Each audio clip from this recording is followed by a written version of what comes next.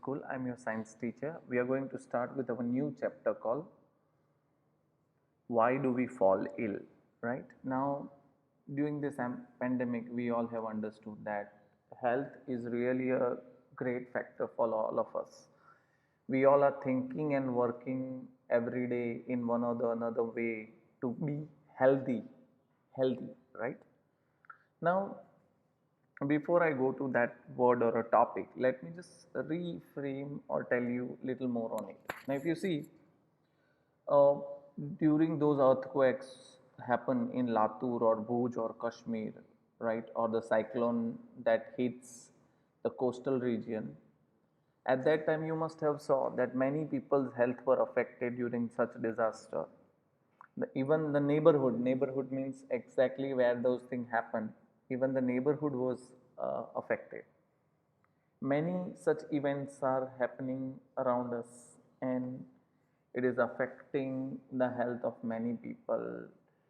This pandemic will tell you that the something which sometimes affect not only certain region, it is going to affect the whole world, right? And corona or COVID-19 is one of that thing. Now, when you say about two words called health and disease, right? When you say health or when you say disease, these two words we use it in our day to day life in some or the another way, but those two words are very complicated. It depends on how we use those words in our life or how we going to utilize those things.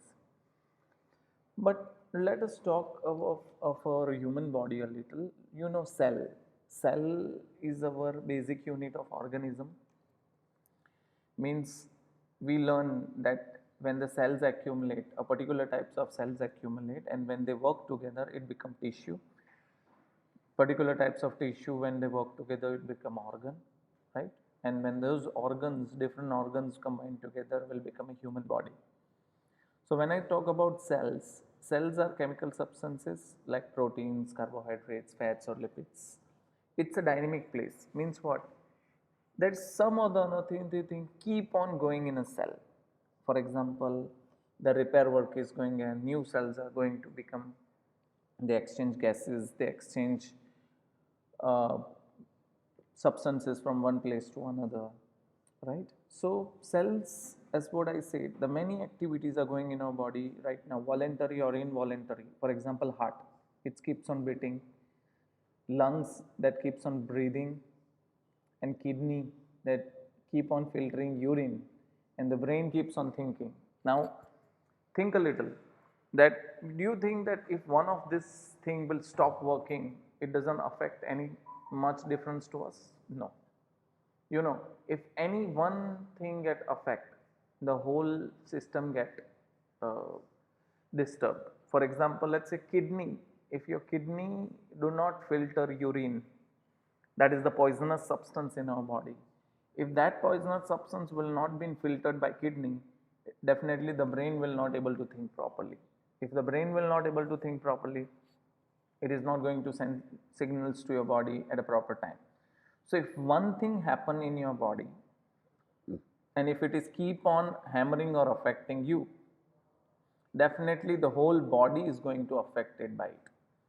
So for all these interconnected activities, energy and raw materials are needed. So basically what do you needed? Energy and raw material, right?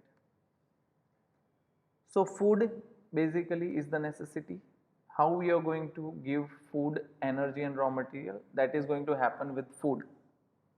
So whenever you give food to a cell or a tissue, they are going to, you're going to get energy, you're going to get a raw material in order to make the system works.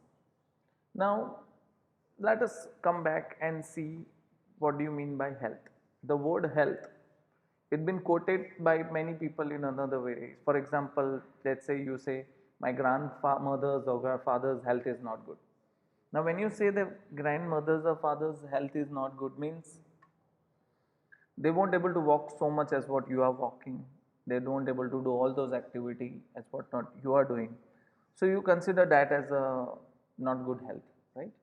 Those you considered not as a good health. But if we talk about uh, healthy attitude, like your teacher used the word healthy attitude. Healthy attitude means what? Over there the word health is used. Healthy attitude means you are not approaching to the subject properly, you are not doing your homework properly, you are not watching your videos properly. Those is not called healthy attitude. So here the word health doesn't means what it means for our physical body. So it depends what do you mean by health, right? The word health is, it depends upon how do you use that word. So basically what we are talking in this chapter, health is what? It is a state of well-being. State of well-being not only physically, yes, understand this small thing, not only physically, it should be mentally and socially also. You must have seen people who are fully healthy but the mental conditions are not good. That is also called not a good health.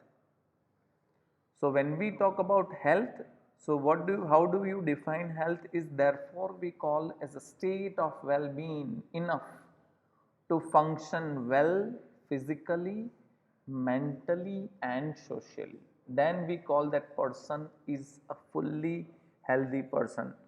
So if these three states are considered, then only we can say a person is healthy. Okay. So it's quite a good chapter. In this one we are going to see a lot of things, what kind of things we need to take care of to be in healthy and why do we fall ill. Okay. So that's it for today. I'm going to help you next time for the next session. Thank you.